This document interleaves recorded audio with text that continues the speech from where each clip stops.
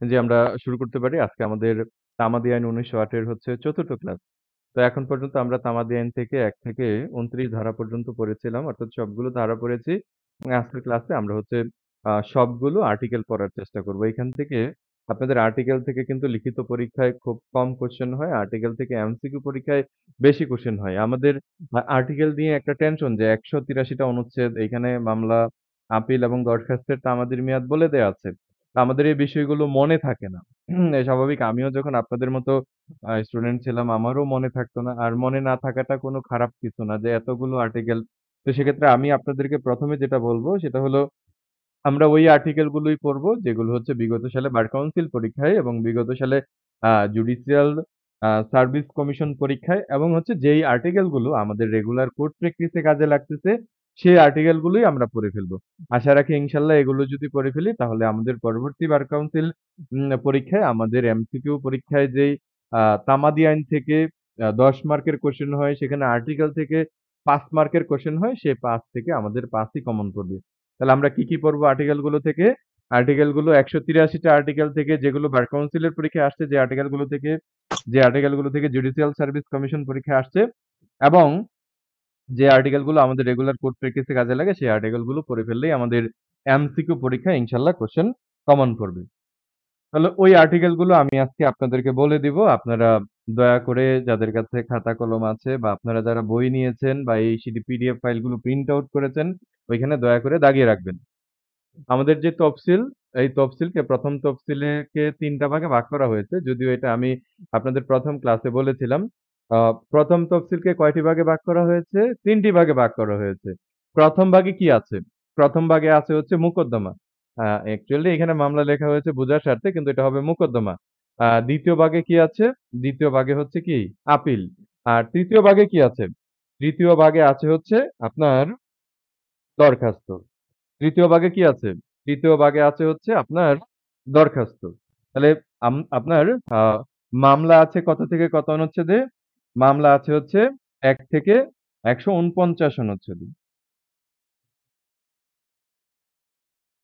তারপরে হচ্ছে আপনার আপিল আছে কত অনুচ্ছেদে? আপিল আছে হচ্ছে ১৫০ থেকে ১৫৭ অনুচ্ছেদে। তারপরে হচ্ছে আপনার দরখাস্ত। দরখাস্ত আছে কত অনুচ্ছেদে? দরখাস্ত আছে হচ্ছে ১৫৮ থেকে ১৮৩ অনুচ্ছেদ পর্যন্ত। তাহলে এই আর্টিকেল গুলো আমরা এখন ইনশাআল্লাহ পড়ার চেষ্টা করব। আমরা আ সর্বোচ্চ যেগুলো হচ্ছে পরীক্ষায় আসার মতো ওগুলোই আমরা ইনশাআল্লাহ পড়ব। ওকে, আমরা নিচের দিকে যাচ্ছি। দেখেন আমরা হচ্ছে ১ম এ আ অনুচ্ছেদ ২ দিয়ে শুরু করতেছি। সবার কাছে যদি খাতা কলম না থাকে দয়া করে একটু খাতা কলম নিয়ে বসবেন। যাদের কাছে খাতা কলম নাই দয়া করে একটু খাতা কলম নিয়ে বসবেন। দাগাতে হবে।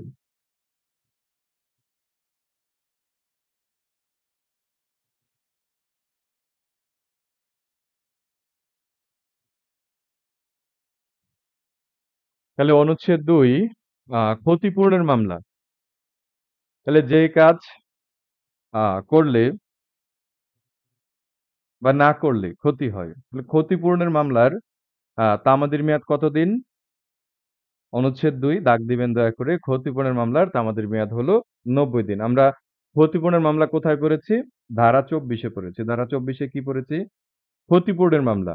যে কাজ করলে তাৎক্ষণিক ক্ষতির কোনো কারণ হয় না। কিন্তু ফলস্বরূপ কি হয়? ফলস্বরূপ পরবর্তীতে ক্ষতি হয়। এই ক্ষেত্রে ক্ষতিপূরণের মামলার তামাদির মেয়াদ গণনা কখন থেকে শুরু হবে? যেদিন থেকে প্রকৃত ক্ষতি সাধিত হবে সেদিন থেকে শুরু হবে। ঠিক? আমাদের অনুচ্ছেদ ২ এ আছে কি? ক্ষতিপূরণের মামলা। তাহলে ক্ষতিপূরণের মামলা করার তামাদির মেয়াদ কতদিন? তামাদির মেয়াদ হলো ৯০ দিন। অনুচ্ছেদ ৩, যদি কোনো ব্যক্তি কোনো স্থাবর সম্পত্তি থেকে অন্যায়ভাবে বেদখল হয়, যদিও ওই ব্যক্তির ওই স্থাবর সম্পত্তিতে কোনো সত্ত্ব নাও থাকে, শুধুমাত্র দখলদার হয়ে থাকে। দখলদার ব্যক্তিকেও যদি কোনো স্থাবর সম্পত্তি থেকে বেআইনিভাবে বেদখল করা হয়, তাহলে ওই দখলদার ব্যক্তি যিনি ওই সম্পত্তিতে বসবাস করতেছিলেন, তিনি কি করতে পারবেন? সুনির্দিষ্ট প্রতিকার আইনের ৯ ধারায় মোকদ্দমা দায়ের করে দায়ের করতে পারবেন। অর্থাৎ ৯ ধারায় দখল পুনরুদ্ধারের মোকদ্দমা দায়ের করতে পারবেন। তাহলে সুনির্দিষ্ট প্রতিকার আইনের ৯ ধারায় কি আছে? সুনির্দিষ্ট স্থাবর সম্পত্তির দখল পুনরুদ্ধার। শুধুমাত্র দখল পুনরুদ্ধার। তাহলে এই যে শুধুমাত্র দখল পুনরুদ্ধার, এই দখল পুনরুদ্ধারের মামলা করার তামাদির মেয়াদ কতদিন? আমাদের তামাদি আইনের অনুচ্ছেদ ৩ এ বলা আছে সুনির্দিষ্ট প্রতিকার আইনের ৯ ধারার মামলা। অর্থাৎ শুধুমাত্র দখল পুনরুদ্ধারের মামলা। তাহলে দখল পুনরুদ্ধারের মামলা করার তামাদির মেয়াদ কতদিন? তামাদির মেয়াদ হলো ৬ মাস। এটা আপনাদের এমসিকিউ পরীক্ষায় আমার মনে হয় প্রতিবারই আসে। যে দখল পুনরুদ্ধারের মামলা করার তামাদির মেয়াদ কতদিন? দখল পুনরুদ্ধারের মামলা করার তামাদির মেয়াদ হলো ৬ মাস। কত অনুচ্ছেদে বলা আছে তামাদিনের? অনুচ্ছেদ ৩ এ বলা আছে। আর যদি এমসিকিউ পরীক্ষায় কোশ্চেন আসে যে সত্যসহ স্থাবর সম্পত্তি দখল পুনরুদ্ধারের মামলা করার তামাদির মেয়াদ কতদিন? সেক্ষেত্রে হবে কি? সেক্ষেত্রে হবে ১২ বছর। অর্থাৎ সুনির্দিষ্ট প্রতিকার আইনের ৮ ধারার মামলা। তাহলে সুনির্দিষ্ট প্রতিকার আইনের ৮ ধারায় কি আছে? সুনির্দিষ্ট প্রতিকার আইনের ৮ ধারায় আছে হচ্ছে সত্যসহ স্থাবর সম্পত্তির দখল পুনরুদ্ধার। তাহলে সত্যসহ স্থাবর সম্পত্তির দখল পুনরুদ্ধারের মামলার তামাদির মেয়াদ বলা আছে তামাদিনের ১৪২ অনুচ্ছেদে ১২ বছর। ওকে, যাই হোক, আমরা আমাদের কোশ্চেনটা আগে বুঝতে হবে যে এইখানে কি শুধুমাত্র আপনাকে দখল পুনরুদ্ধারের কথা বলেছে নাকি সত্ত্বসহ দখল পুনরুদ্ধারের কথা বলেছে? যদি শুধুমাত্র দখল পুনরুদ্ধারের কথা বলে থাকে তাহলে সেই ক্ষেত্রে হবে কি? সেই ক্ষেত্রে হবে হচ্ছে আপনার আ আর্টিকেল 3। আর যদি বলে থাকে যে সত্ত্বসহ দখল পুনরুদ্ধার সেক্ষেত্রে আর্টিকেল হবে ১৪২। তাহলে আমরা যদি এক কথায় বলি আর্টিকেল 3 থেকে সুনির্দিষ্ট প্রতিকারের ৯ ধারার মামলার তামাদির মেয়াদ হলো ৬ মাস। অর্থাৎ দখল পুনরুদ্ধারের মামলা করার তামাদির মেয়াদ ৬ মাস।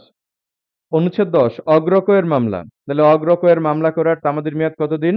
অগ্রকয়ের মামলা করার তামাদির মেয়াদ হলো ১ বৎসর। তাহলে অনুচ্ছেদ ১০ এ বলা আছে যে অগ্রকয়ের মামলা করার তামাদির মেয়াদ কতদিন? অগ্রকয়ের মামলার তামাদির মেয়াদ হলো কত বছর? তামাদির মেয়াদ হলো আপনার ১ বৎসর। তারপরে চলে যাবেন হচ্ছে আ অনুচ্ছেদ ২৪ মানহানি। আচ্ছা, মানহানি ২ ধরনের হতে পারে। একটা হলো লায়াবেল আরেকটা হলো কি? স্ল্যান্ডার। তাহলে লায়াবেল যেই মানহানি সেটা হলো কি?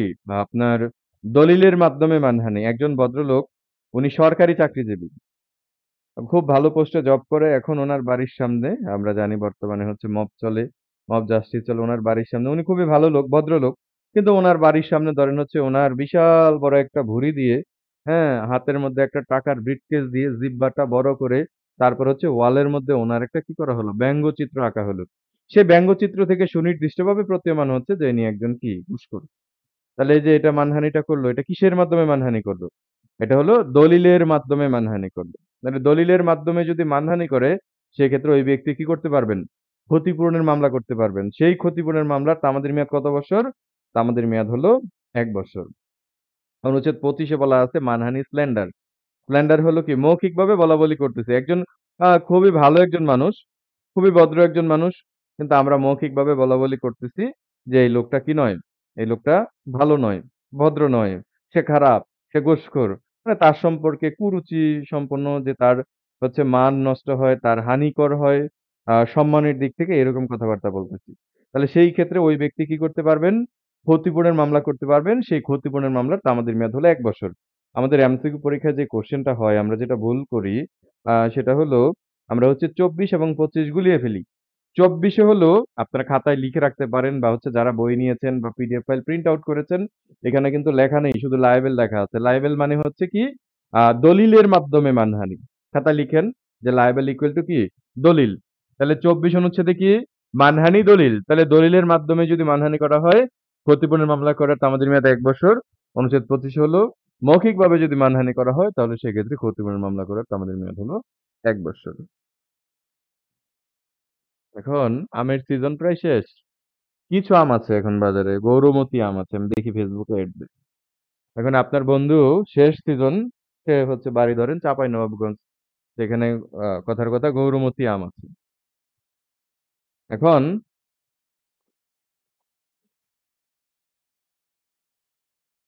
আমের সিজন শেষ। তো আ বন্ধু বলতেছে তো আমের সিজন তো শেষ হয়ে গিয়েছে। আ তো আমি তোমাকে কিছু আম পাঠাই। তো সিজনে তো পাঠাইতে পারি নাই। বলল, "ঠিক আছে পাঠাও।" তো এখন বন্ধু সেই গৌরমতি ১০ ক্যারেট আম আমরা হচ্ছে খাওয়ার জন্য কোথায় পাঠাইলো? ঢাকায় পাঠাইলো। এখন আমাদের এইখানে আ ঢাকায় ডেলিভারি হওয়ার কথা। আজকে লোড করেছে মাল। আজকে হচ্ছে ২/৯/২০২৫। আমাদের এইখানে পৌঁছানোর কথা হচ্ছে কত তারিখ? আমাদের এখানে পৌঁছানোর কথা হচ্ছে আপনার আ ৪/৯/২০২৫ অর্থাৎ ২ দিনে আমাদের এখানে চলে আসবে। সেই আম কুরিয়ার সার্ভিস হারায় ফেলছে। কে জানি কুরিয়ার সার্ভিসের কাছ থেকে নিয়ে গেছে। অথবা কুরিয়ার সার্ভিস আমাদের বরাবর ডেলিভারি করার কথা ছিল ৪/৯/২০২৫ কিন্তু সে আম ডেলিভারি করেছে হচ্ছে ধরেন ১০/৯/২০২৫। এখন আম কি আম আছে? নাকি আম পেকে একেবারেই হচ্ছে নষ্ট হয়ে গিয়েছে? তাহলে এই ২ টা ফ্যাক্টে অনুচ্ছেদ ৩০ এবং ৩১ এ আপনি কুরিয়ার সার্ভিস বা বাহকের বিরুদ্ধে ক্ষতিপূরণের মামলা করতে পারবেন। তাহলে অনুচ্ছেদ ৩০ এ বলা আছে কুরিয়ার সার্ভিস যদি মাল হারিয়ে ফেলে, এমনিতে মুখস্থ করতে গেলে অনেক সময় এগুলো হচ্ছে বোঝা যায় না কি বলা আছে। আপনারা যারা ক্লাসে আছেন মনোযোগ সহকারে শুনবেন। তাহলে পড়ার সময় একেবারেই সহজ মনে হবে। আর এমনিতে ঠাড়া মুখস্থ করলে অনেক কিছু মনে থাকে না। তাহলে ৩০ এ বলা আছে মাল হারিয়ে ফেললে এখন কুরিয়ার সার্ভিস যদি মাল হারায় ফেলে, আপনার বন্ধু সেই রাজশাহী থেকে ১০ ক্যারেট গৌরমতি আম পাঠাইছে। এখন সেই আম হচ্ছে কুরিয়ার সার্ভিস হারায় ফেলছে। সেই ক্ষেত্রে কুরিয়ার সার্ভিসের বিরুদ্ধে কি করা যাবে? ক্ষতিপূরণ মামলা দায়ের করা যাবে। সেই মামলা করার তামাদির মেয়াদ কত বছর? তামাদির মেয়াদ হলো ১ বছর। অনুচ্ছেদ ৩১ এ বলা আছে মাল অর্পণ না করা বা বিলম্বে অর্পণের জন্য ক্ষতিপূরণের মামলা। তাহলে কুরিয়ার সার্ভিস মাল অর্পণ করার কথা ছিল কত তারিখ? মাল অর্পণ করার কথা ছিল হচ্ছে কি আপনার ৪/৯/২০২৫ কিন্তু আপনাকে কি করেছে ১০/৯/২০২৫ এ মাল অর্পণ করেছে। এই কারণে মাল নষ্ট হয়ে গেছে। তাহলে এই ক্ষেত্রে মাল যদি অর্পণ না করা বা বিলম্বে যদি অর্পণ করে সেক্ষেত্রে আপনি কুরিয়ার সার্ভিসের বিরুদ্ধে ক্ষতিপূরণের মামলা করতে পারবেন। সেই মামলা করার তামাদি মেয়াদ হলো ১ বছর। তাহলে ৩০ এ হলো কুরিয়ার সার্ভিস মাল হারিয়ে ফেলেছে। অ্যাকচুয়ালি শব্দ কুরিয়ার সার্ভিস শব্দটা নাও থাকতে পারে এমসিকিউ পরীক্ষায় থাকতে পারে হচ্ছে বাহক। কি থাকতে পারে? বাহক।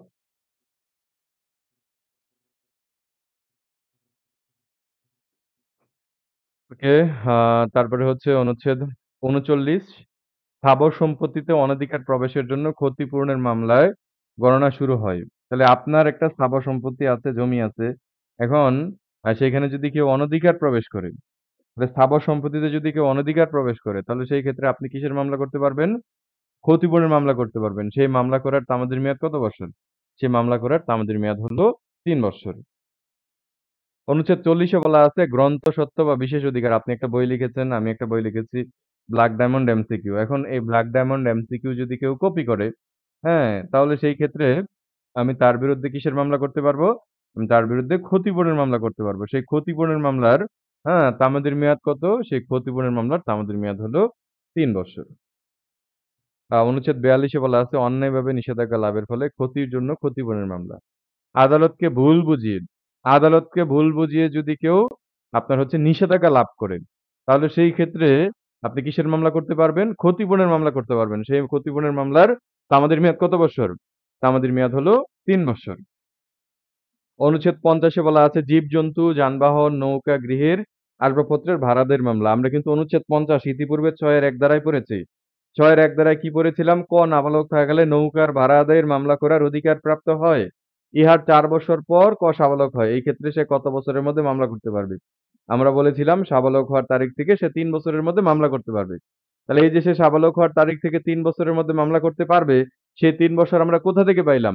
সেই ৩ বছর পাইলাম হচ্ছে অনুচ্ছেদ ৫০ থেকে। অনুচ্ছেদ ৫০ এ কি বলা আছে? জীবজন্তু, যানবাহন, নৌকা বা গৃহের আসবাবপত্রের ভাড়া আদায়ের মামলা।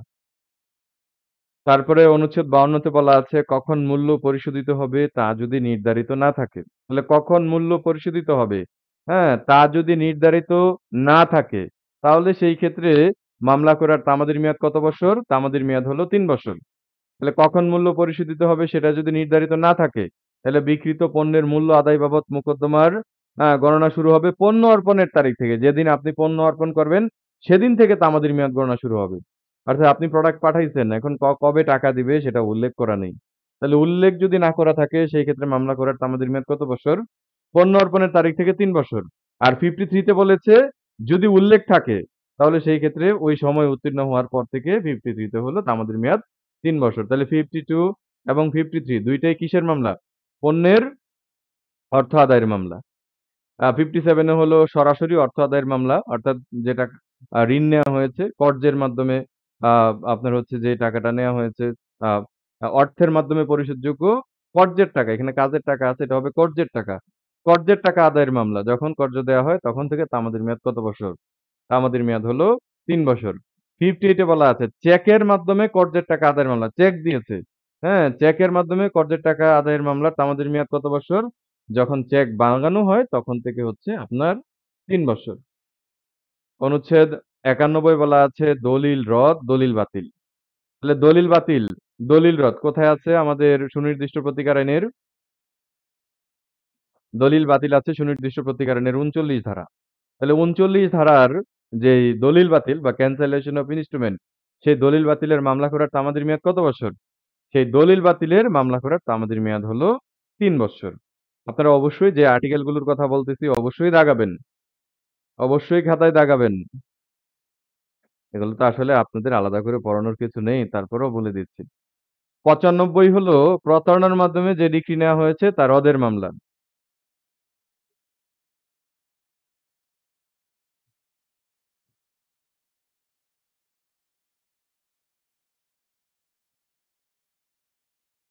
তাহলে প্রতারণার মাধ্যমে যে ডিক্রি নেওয়া হয়েছে তা রদের মামলার তামাদির মেয়াদ কত বছর? তামাদির মেয়াদ হলো ৩ বছর।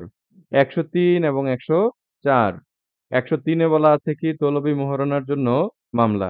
আর ১০৪ এ বলা আছে বিলম্বে আদায়যোগ্য মোহরানার জন্য মামলা। আপনারা অনেকেই বুঝেন না যে তলবি মোহরানা কি আর বিলম্বে আদায়যোগ্য মোহরানা কি। আচ্ছা আমরা এটা বোঝার চেষ্টা করি। এইবারও মনে হয় এমসিকিউ পরীক্ষায় আসছে। ১০৩ এ হলো তলবি মোহরানার জন্য মামলা অর্থাৎ অবিলম্বে পরিশোধযোগ্য মোহরানার মামলা। মোহরানার মামলা আদায়ের তামাদির মেয়াদ কত বৎসর? তামাদির মেয়াদ হলো ৩ বৎসর। তাহলে অবিলম্বে পরিশোধযোগ্য মোহরানার জন্য মামলা করার তামাদির মেয়াদ কত বৎসর? তামাদির মেয়াদ হলো ৩ বৎসর। ১০৪ এ বলা আছে বিলম্বে আদায়যোগ্য। তলবি মানে হলো অবিলম্বে পরিশোধযোগ্য। একটু খাতায় লিখে রাখবেন। তলবি মোহরানা মানে হলো কি? তলবি মোহরানা মানে হলো অবিলম্বে পরিশোধযোগ্য মোহরানা। ১০৪ এ বলা আছে বিলম্বে আদায়যোগ্য মোহরানা। তাহলে বিলম্বে আদায়যোগ্য মোহরানার মামলা করার তামাদির মেয়াদ কত বছর?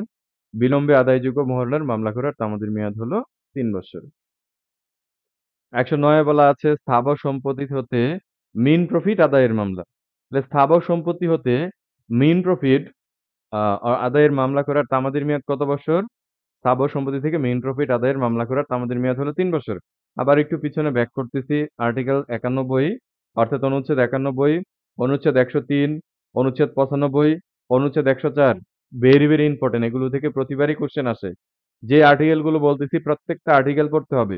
প্রত্যেকটা আর্টিকেলই আপনাদের পরবর্তী এমসিকিউ পরীক্ষায় কোয়েশ্চেন আসার জন্য ইম্পোর্টেন্ট।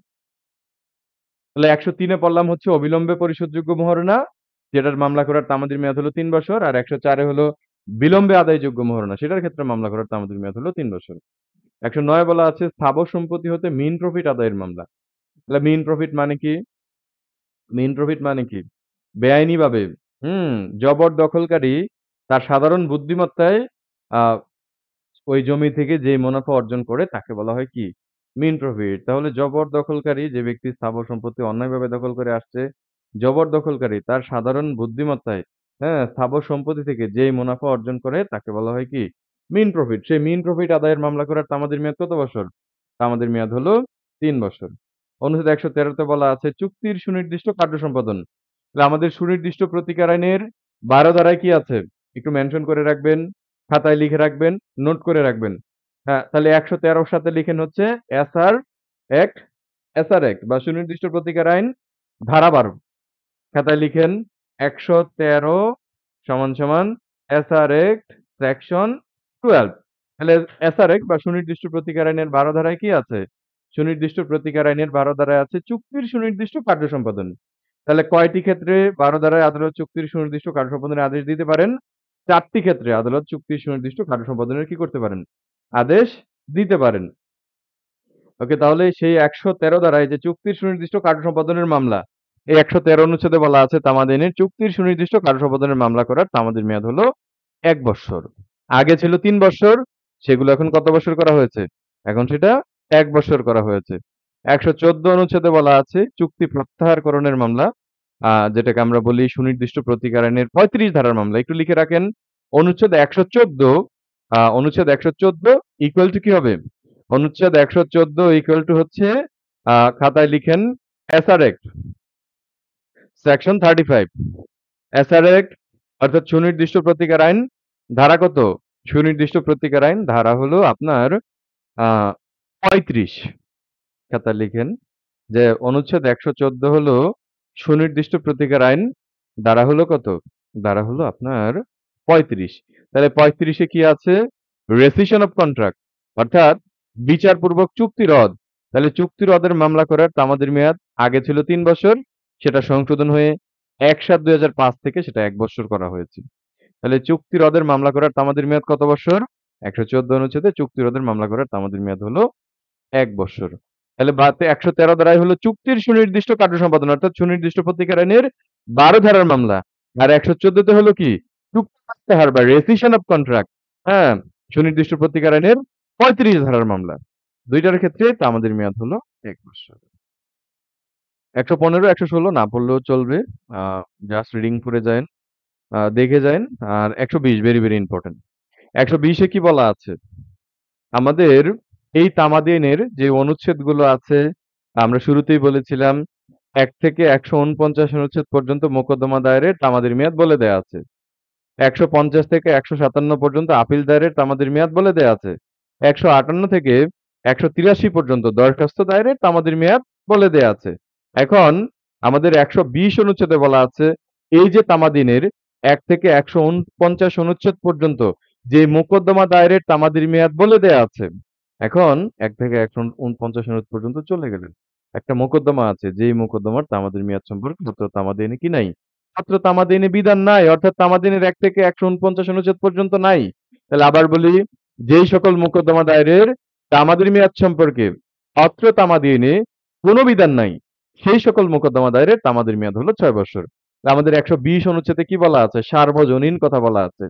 যে যেই সকল মোকদ্দমা দায়েরের তামাদির মেয়াদ সম্পর্কে অত্র তামাদি আইনে কোনো বিধান নাই, সেই সকল মোকদ্দমা দায়েরের তামাদির মেয়াদ হলো ৬ বৎসর। তাহলে আমাদের ১ থেকে ১৪৯ অনুচ্ছেদ পর্যন্ত যদি মোকদ্দমা দায়েরের তামাদির মেয়াদ বলে দেয়া না থাকে, সেই মোকদ্দমার তামাদির মেয়াদ হলো ৬ বছর। যেমন স্থায়ী নিষেধাজ্ঞার মামলা।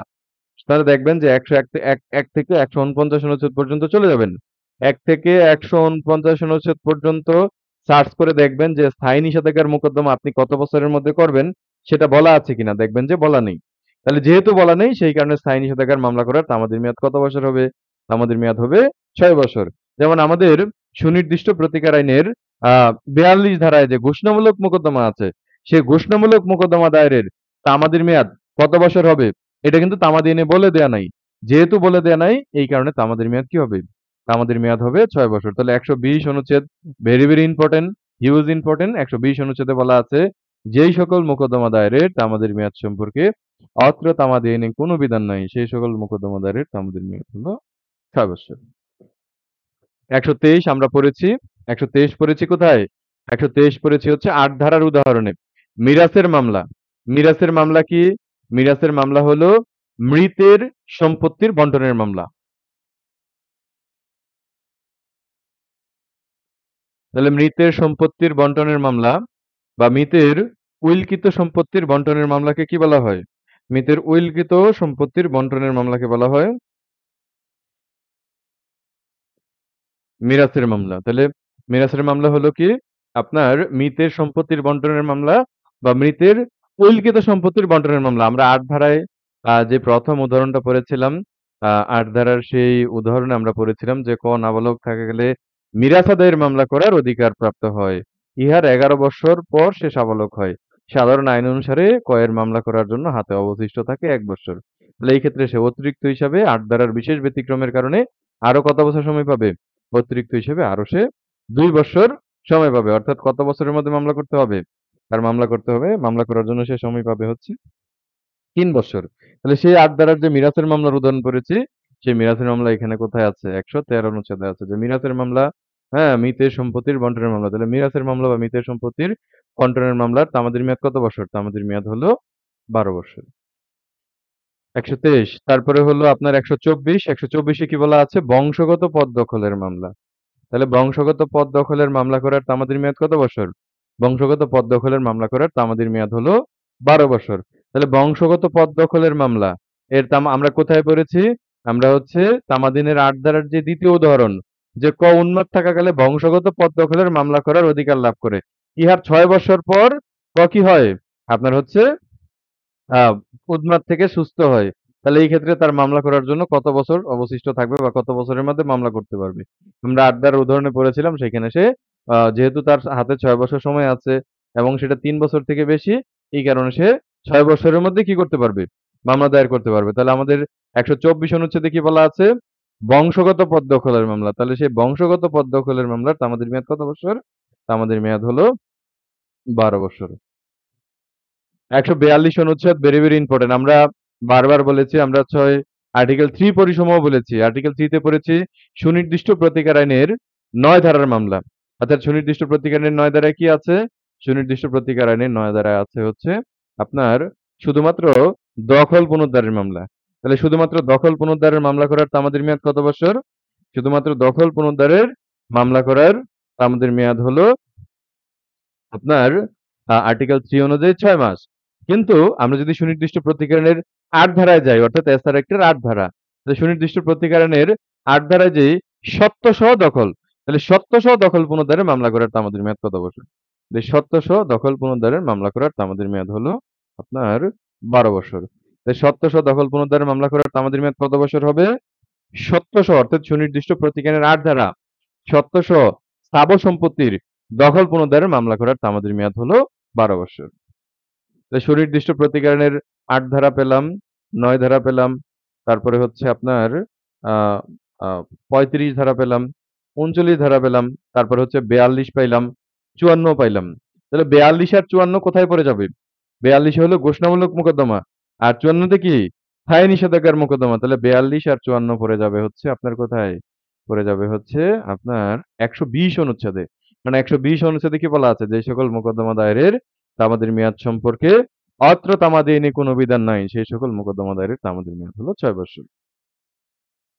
১৪৯ সরকার যদি আমার আপনার বিরুদ্ধে মামলা করে, তাহলে সেই ক্ষেত্রে সরকারের তামাদির মেয়াদ কত বছর হবে?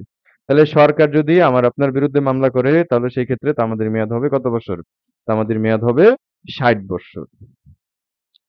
এখন আসি আপিল। আ আমরা জানি যে যে তামাদি আইন, এই তামাদি আইন দেওয়ানি মূল মোকদ্দমার ক্ষেত্রে প্রযোজ্য হয়। কিন্তু ফৌজদারি মূল মোকদ্দমার ক্ষেত্রে এই তামাদি আইন কি হয় না? এই তামাদি আইন প্রযোজ্য হয় না। অর্থাৎ ফৌজদারি মূল মোকদ্দমা দায়েরে নির্দিষ্ট কোনো কি নাই? নির্দিষ্ট কোনো তামাদির মেয়াদ নাই। তাহলে আপনার দেওয়ানি মূল মোকদ্দমা দায়েরের কি আছে? তামাদির মেয়াদ আছে। কিন্তু ফৌজদারির ক্ষেত্রে ফৌজদারি আপিলের ক্ষেত্রে কি আছে? ফৌজদারি আপিলের ক্ষেত্রে নির্দিষ্ট তামাদির মেয়াদ আছে। তাহলে আমরা যে আপিলের যে পার্টটা আছে এটা ২ টা ভাগে ভাগ করেছি। একটা হলো দেওয়ানি মামলায় আপিল, আরেকটা হলো কি? ফৌজদারি মামলায় আপিল। আমরা নিচের কোর্ট থেকে উপরের কোর্টে যাব। তাহলে আমাদের দেওয়ানি আদালত সাধারণত হলো ৫ প্রকার। কি, কি?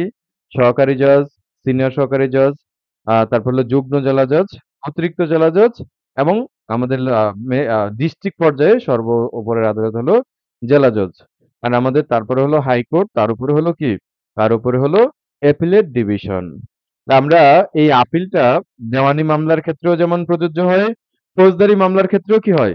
এই আপিল প্রযোজ্য হয়। Very, very important. এখান থেকে আপনাদের পরবর্তী এমসিকিউ পরীক্ষায় ১০০% কোয়েশ্চেন থাকবে।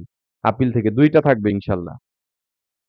তাহলে আমরা প্রথমে পড়ব হচ্ছে দেওয়ানি মামলায় আপিল ১৫২ অনুচ্ছেদ।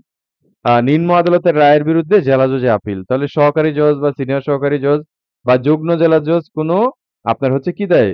রায় দেয়। সেই রায়ের বিরুদ্ধে দেওয়ানি মামলায় কোথায় আপিল হবে? সেই রায়ের বিরুদ্ধে দেওয়ানি মামলায় আপিল হবে জেলা জজে। তামাদির মেয়াদ কতদিন? তামাদির মেয়াদ হলো ৩০ দিন। তাহলে সহকারী জজ যদি কোনো রায় দেয়, ডিক্রি দেয়, সেই রায় ডিক্রির বিরুদ্ধে জেলা জজে কত দিনের মধ্যে আপিল করতে হবে? ৩০ দিনের মধ্যে আপিল করতে হবে। বা সিনিয়র সহকারী বা যুগ্ম ওনারা যদি কোনো রায় দেয়, সেই রায়ের বিরুদ্ধে জেলাতে কতদিনের মধ্যে আপিল করতে হবে? ৩০ দিনের মধ্যে আপিল করতে হবে। দেওয়ানি মামলায়। তারপরে ১৫৬ তে বলা আছে, জেলা জজ যদি কোনো রায় দেয় দেওয়ানি মামলায়, সেই রায়ের বিরুদ্ধে কি করা যাবে? সেই রায়ের বিরুদ্ধে হাইকোর্টে আপিল করা যাবে। তাহলে জেলা জজের রায়ের বিরুদ্ধে হাইকোর্টে আপিলের তামাদির মেয়াদ কতদিন? জেলা জজের রায়ের বিরুদ্ধে হাইকোর্টে আপিলের তামাদির মেয়াদ হলো ৯০ দিন। দেওয়ানি মামলায়। তারপরে হলো ১৫১ তে বলা আছে, হাইকোর্টের রায়ের বিরুদ্ধে আপিল বিভাগে কি করা যাবে? দেওয়ানি মামলায় আপিল করা যাবে। তাহলে হাইকোর্টের রায়ের বিরুদ্ধে আপিল বিভাগে আপিলের তামাদির মেয়াদ কতদিন? হাইকোর্টের রায়ের বিরুদ্ধে আপিল বিভাগে আপিলের তামাদির মেয়াদ হলো আপনার ২০ দিন। ১৫৩ তে বলা আছে, যে ক্ষেত্রে নিম্ন আদালত হাইকোর্টে আপিলের অনুমতি দেয় না, সেক্ষেত্রে হাইকোর্টে আপিল করা যাবে। এই ক্ষেত্রে আপিলের তামাদির মেয়াদ হলো আপনার কতদিন? আপিলের তামাদির মেয়াদ হলো ৩০ দিন, যেটাকে আমরা বলি আপিলের অনুমতি চেয়ে দরখাস্ত বা লিভ টু আপিল। তাহলে ১৫২ তে হলো দেওয়ানি মামলায় নিম্ন আদালতের রায়ের বিরুদ্ধে জেলা জজে আপিলের তামাদির মেয়াদ ৩০ দিন। ১৫৬ তে হলো জেলা জজের রায়ের বিরুদ্ধে দেওয়ানি মামলায় হাইকোর্টে আপিলের তামাদির মেয়াদ ৯০ দিন। 151 হলো হাইকোর্টের রায়ের বিরুদ্ধে আপিল বিভাগে আপিলের তামাদির মেয়াদ হলো 20 দিন। আর 153 হলো আপনার হচ্ছে আপিলের অনুমতি চেয়ে দরখাস্তের তামাদির মেয়াদ হলো 30 দিন। এখন আসি ফৌজদারি মামলায় আপিল। আমরা বলেছি যে ফৌজদারি মূল মামলার ক্ষেত্রে তামাদি আইন প্রযোজ্য না। কিন্তু ফৌজদারি আপিলের ক্ষেত্রে কি হয়? ফৌজদারি আপিলের ক্ষেত্রে হ্যাঁ, তামাদি আইন কি হয়? তামাদি আইন প্রযোজ্য হয়।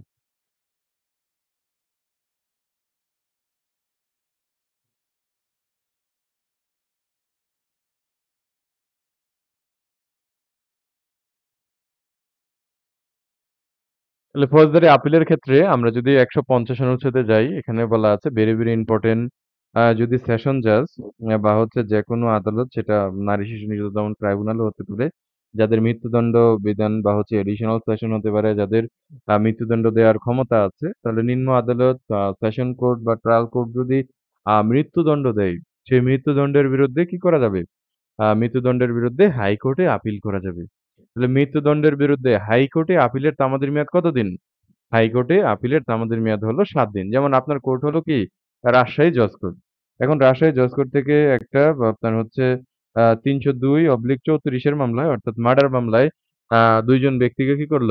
আপনার মৃত্যুদণ্ডের আদেশ দিল অর্থাৎ ফাঁসির আদেশ দিল।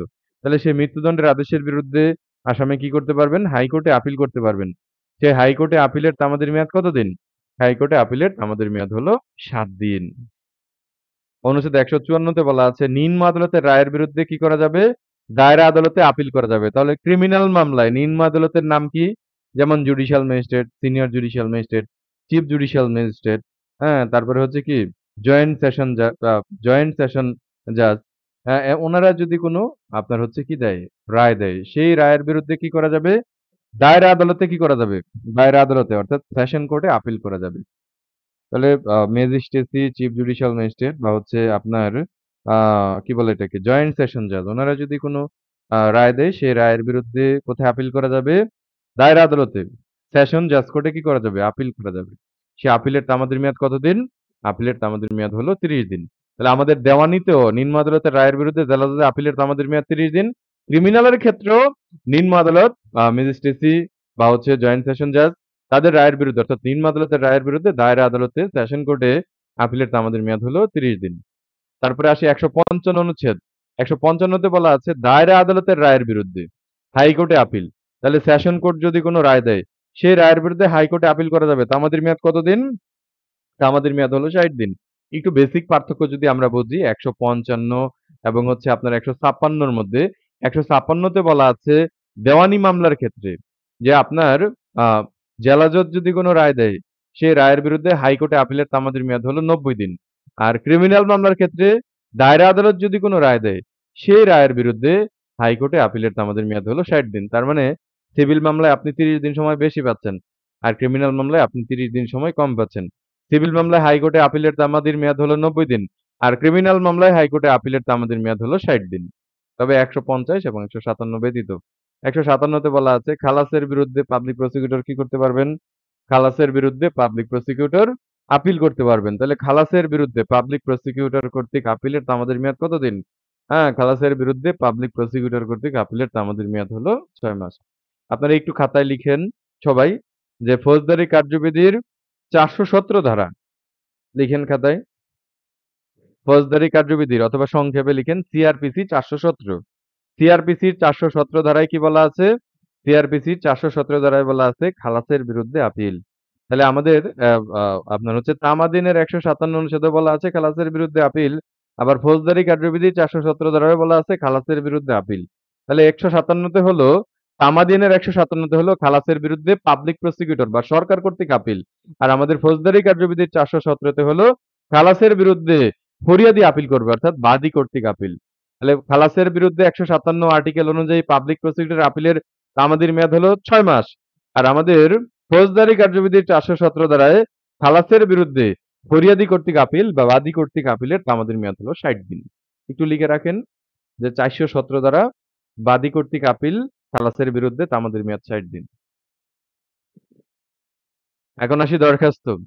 ১৬১ অনুচ্ছেদ স্মল কজ কোর্টের রিভিউর দরখাস্ত।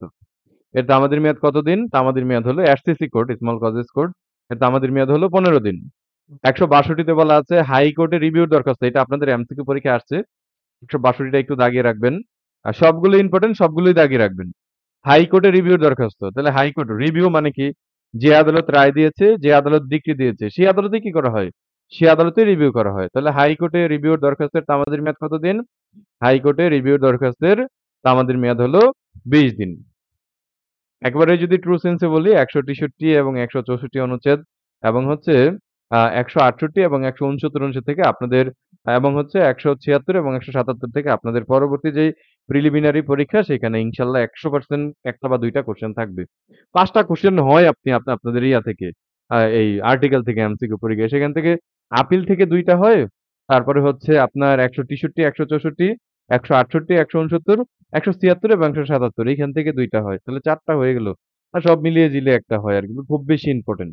বাকিগুলো সবগুলোই পড়ে যাবেন। এখন এইখান থেকে রেগুলার হচ্ছে যে এখান থেকে হবে বিষয়টা কিন্তু এরকম না। ভিতর থেকেও দিতে পারে যেগুলো অন্যান্য বিষয়গুলো পড়লাম। আপনারা সবগুলোই পড়ে রাখবেন। এগুলো হচ্ছে কি বেশি ইম্পোর্টেন্ট। তাহলে 163 এবং 164 আপনি বাংলার স্টুডেন্ট। আপনি লতে পড়েননি। এখন আপনি মামলা করেছেন। আপনি মামলা করে আপনি যদি আদালতে হাজির না হন, তাহলে আপনার মামলার ভবিষ্যৎ কি? আপনার মামলাটা কি হয়ে যাবে? আপনার মামলাটা খারিজ হয়ে যাবে। অথবা আপনার বিরুদ্ধে একটা মামলা হয়েছে, দেওয়ানি মামলা। সেই মামলায় আপনি যদি উপস্থিত না হন, তাহলে সেই মামলার ভবিষ্যৎ কি? সেই মামলার ভবিষ্যৎ হলো আপনার বিরুদ্ধে কি হবে? আপনার বিরুদ্ধে একতরফা ডিক্রি হবে। এখন তামাদিনের 163 এবং 164 অনুচ্ছেদে বলা আছে, বাদীর মামলা যদি বাদীর অনুপস্থিতির কারণে অর্থাৎ বাদীর দোষে খারিজ হয়ে যায়, তাহলে সেই ক্ষেত্রে উনি কি করতে পারবেন? সে খারিজ বাতিলের আবেদন করতে পারবেন। অর্থাৎ খারিজ রদের আবেদন করতে পারবেন। সেটা তামাদির মেয়াদ কতদিন? তামাদির মেয়াদ হলো 30 দিন। আর তামাদিনের 164 তে বলা আছে যে বিবাদীর অনুপস্থিতির কারণে বিবাদীর বিরুদ্ধে যদি একতরফা ডিক্রি হয়, তাহলে সেক্ষেত্রে বিবাদী কি করতে পারবেন? সে একতরফা ডিক্রি রদের আবেদন করতে পারবেন। সে একতরফা ডিক্রি রদের আবেদন কত দিনের মধ্যে করতে হবে? একতরফা ডিক্রি রদের আবেদন করতে হবে হচ্ছে কত দিনের মধ্যে? 30 দিনের মধ্যে। তারপরে আ আমরা হচ্ছে ১৬৩ হলো বাদীর ক্ষেত্রে প্রযোজ্য। বাদীর মামলা খারিজ হয়ে গেলে বাদী খারিজ রোধের আবেদন করতে পারবে, খারিজ বাতিলের আবেদন করতে পারবে ৩০ দিনের মধ্যে। আর বিবাদীর বিরুদ্ধে যদি একতরফা ডিক্রি হয়, বিবাদী কি করতে পারবে? বিবাদী হলো ৩০ দিনের মধ্যে সে একতরফা ডিক্রি রদের আবেদন করতে পারবে। এগুলোকে আমরা কি বলি? এগুলোকে আমরা বলি হচ্ছে সানি মোকদ্দমা। তারপরে আসি হচ্ছে ১৬৮, ১৬৯। ১৬৮, ১৬৯ বলা আছে আপনি হিস্ট্রি স্টুডেন্ট, আপনি হচ্ছে একটা মামলায় হেরে গেছেন, হেরে গিয়ে আপিল করেছেন। হুম?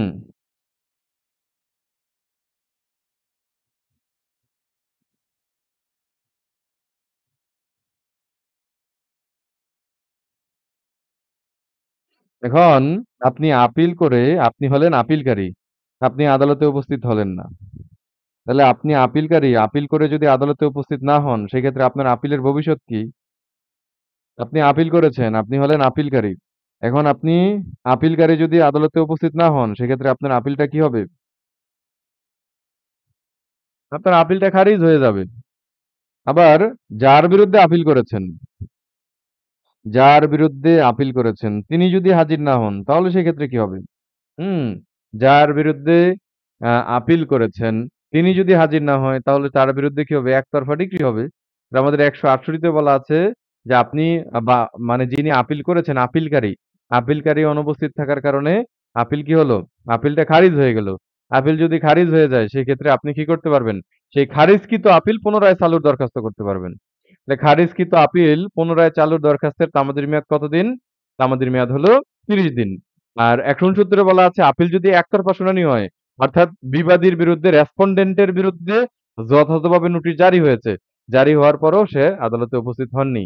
তাহলে এই ক্ষেত্রে যে আপিল একতরফা শুনানি হয়েছে, তো পুনঃশুনানির দরখাস্তের তামাদির মেয়াদ কতদিন? সেক্ষেত্রে রেসপন্ডেন্ট কি করতে পারবে? সে আপিলটা পুনরায় শুনানির দরখাস্ত দিতে পারবে। সেই দরখাস্ত দায়েরের তামাদির মেয়াদ কতদিন? তামাদির মেয়াদ হলো ৩০ দিন। তাহলে আমাদের ১৬৩ এবং ১৬৪ হলো মামলার ক্ষেত্রে। আর ১৬৮, ১৬৯ হলো কিসের ক্ষেত্রে? আপিলের ক্ষেত্রে। আপনাদের অবশ্যই আর্টিকেল সহ মুখস্থ করতে হবে। ১৬৩, ১৬৪, ১৬৮, ১৬৯ সবগুলোর তামাদির মেয়াদ ৩০ দিন। কিন্তু অনুচ্ছেদ সহ আপনাদের কি করা লাগবে? অনুচ্ছেদ ১৬৩ তে কি আছে? ১৬৪ তে কি আছে? ১৬৮ তে কি আছে? ১৬৯ এ কি আছে? এটা কিন্তু সহ মুখস্থ করতে হবে। তারপরে হলো ১৭৬ এবং ১৭৭। বাদী যদি মারা যায় মামলা করে, তাহলে সেই ক্ষেত্রে বাদীর বৈধ প্রতিনিধি কি হতে পারবে? সেই মামলায় পক্ষভুক্ত হতে পারবে। তাহলে বাদী মামলা করে আমরা যদি একটা দেওয়ানি মামলা করে মারা যাই, আমাদের মামলাটা কি শেষ হয়ে গেল? মামলা কিন্তু শেষ হয়নি। তাহলে আমরা মারা গেলে আমাদের যে বৈধ প্রতিনিধি আছে, সেই বৈধ প্রতিনিধি মামলায় পক্ষভুক্ত হয়ে কি করতে পারবে? আপনার হচ্ছে মামলা কন্টিনিউ করতে পারবে। তাহলে বাদী যদি মারা যায়, তাহলে সেক্ষেত্রে বাদীর বৈধ প্রতিনিধি পক্ষভোগের তামাদির মেয়াদ কতদিন? ১৭৬ এ বলা আছে বৈধ প্রতিনিধি পক্ষভোগের তামাদির মেয়াদ হলো ৯০ দিন। আর ১৭৭ এ বলা আছে বিবাদী যদি মারা যায়, তাহলে সেক্ষেত্রে বিবাদীর বৈধ প্রতিনিধি কতদিনের মধ্যে পক্ষভুক্ত হতে পারবে? পক্ষভুক্তের তামাদির মেয়াদ কতদিন? তামাদির মেয়াদ হলো ৯০ দিন। তাহলে বাদী বা আপিলকারীর প্রতিনিধিকে পক্ষভুক্ত করার তামাদির মেয়াদ ৯০ দিন। বিবাদী বা প্রতিবাদীর প্রতিনিধিকে পক্ষভুক্ত করার তামাদির মেয়াদ হলো কতদিন? তামাদির মেয়াদ হলো ৯০ দিন। তারপরে আসি হচ্ছে ১৮১ অনুচ্ছেদ। রিভিশনের দরখাস্ত এবং অন্যান্য দরখাস্ত যা সম্পর্কে এই তামাদির বা হচ্ছে সিপিসির ৪৮ ধারা নীরব।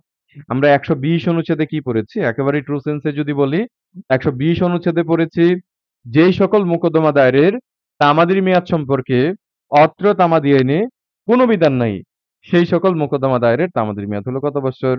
সেই সকল মোকদ্দমা দায়েরের তামাদির মেয়াদ হলো ৬ বৎসর। আর ১৮১ অনুচ্ছেদে বলা আছে, যেই সকল দরখাস্ত দায়েরের তামাদির মেয়াদ সম্পর্কে অত্র তামাদি আইনে কোনো বিধান নাই, সেই সকল দরখাস্ত দায়েরের তামাদির মেয়াদ কত বছর? সেই সকল দরখাস্ত দায়েরের তামাদির মেয়াদ হলো আপনার ৩ বৎসর। আমাদের ১২০ হলো যে সকল মামলা দায়েরের তামাদির মেয়াদ সম্পর্কে অত্র তামাদিনে বিধান নাই, সেই সকল মামলা দায়েরের তামাদির মেয়াদ হলো কত বছর? মামলা দায়েরের তামাদির মেয়াদ হলো আপনার ৬ বছর। আর আপনার ১৮১ তে হলো যে সকল দরখাস্ত দায়েরের তামাদির মেয়াদ সম্পর্কে অত্র তামাদি আইনে বিধান নাই, সে সকল দরখাস্ত দায়েরের তামাদির মেয়াদ হলো ৩ বছর। ১৮২ তে বলা আছে দেওয়ানি আদালতের ডিক্রি জারি আদেশ কার্যকর করা সম্পর্কে ১৮৩ অনুচ্ছেদ বা দেওয়ানি কার্যবিধির ৪৮ ধারা আর কোনো বিধান নাই। তাহলে দেওয়ানি আদালতের ডিক্রি জারি অর্থাৎ ডিক্রি জারির মামলা করার তামাদির মেয়াদ কত বৎসর? ডিক্রি জারির মামলা করার তামাদির মেয়াদ হলো কত বৎসর? যে ১ম দরখাস্ত করতে হবে আপনাকে কত বছরের মধ্যে? ডিক্রি জারির ১ম দরখাস্ত করতে হবে ৩ বছরের মধ্যে। সাধারণত দেওয়ানি কার্যবিধির ৪৮ ধারায় বলা আছে ডিক্রি জারির মামলা করার তামাদির মেয়াদ হলো ১২ বছর। কিন্তু আমরা হচ্ছে তামাদি আইনের ১৮৩ অনুচ্ছেদের অনুযায়ী জানি কি? ডিক্রি জারির ১ম দরখাস্ত কত বছরের ১৮২ অনুচ্ছেদ অনুযায়ী জানি ১৮৩ অনুচ্ছেদ সাপেক্ষে ডিক্রি জারির ১ম দরখাস্ত করতে হবে হচ্ছে আপনাকে ৩ বৎসরের মধ্যে। কত বৎসরের মধ্যে করতে হবে? ডিক্রি জারির ১ম দরখাস্ত ডিক্রি জারির ১ম দরখাস্ত করতে হবে হচ্ছে ৩ বৎসরের মধ্যে। আর যদি আমরা ২ বৎসরের মধ্যে করি তাহলে সেক্ষেত্রে অপর পক্ষকে কি করা লাগবে না? অপর পক্ষকে নোটিশ প্রদান করা লাগবে না। তো এখান থেকে আর ২ টা অনুচ্ছেদ বাড়িয়ে দিচ্ছি। আপনারা হচ্ছে ১৬৬ এবং ১৮০ এই ২ টা একটা স্লট। ১৬৬ তে বলা আছে নিলাম রদের দরখাস্ত নিলাম বিক্রয়ের তারিখ থেকে ৩০ দিনের মধ্যে করতে হবে। অর্থাৎ যার সম্পত্তি নিলামে বিক্রি হয়েছে আদালতের মাধ্যমে। সে যদি আ নিলাম বাতিলের দরখাস্ত করে, সেই বাতিলের দরখাস্তটা হচ্ছে কত দিনের মধ্যে করতে হবে? বাতিলের দরখাস্তটা ৩০ দিনের মধ্যে করতে হবে। আর ১৮০ অনুচ্ছেদে বলা আছে, আমরা ১৬ ধারায় পড়েছি, নিলামে যদি কেউ কোনো সম্পত্তি ক্রয় করে, তাহলে যিনি ক্রেতা তাকে ওই সম্পত্তির দখল নেয়ার জন্য কিসের মামলা করতে হবে? ওই সম্পত্তির দখল নেয়ার জন্য ডিক্রি জারির মামলা করতে হবে। সেই ডিক্রি জারির মামলা করার তামাদির মেয়াদ কত বছর? সেই ডিক্রি জারির মামলা করার তামাদির মেয়াদ হলো ৩ বছর। তাহলে আপনার ১৮০ অনুচ্ছেদে বলা আছে যে নিলাম গ্রহীতা কর্তৃক সম্পত্তির দখল গ্রহণের জন্য আপনার হচ্ছে কি ডিক্রি জারির মামলা। তাহলে নিলাম গ্রহীতা কর্তৃক সম্পত্তির দখল গ্রহণের জন্য আপনার হচ্ছে মামলা করার তামাদির মেয়াদ কত বছর? ডিক্রি জারি মামলা করার তামাদির মেয়াদ? তামাদির মেয়াদ হলো ৩ বৎসর। Thank you very much. আপনাদের সবাইকে আনমিউট করে দিচ্ছি। আপনাদের যদি জরুরি কোনো কোয়েশ্চেন থাকে, কোয়েশ্চেন করতে পারেন।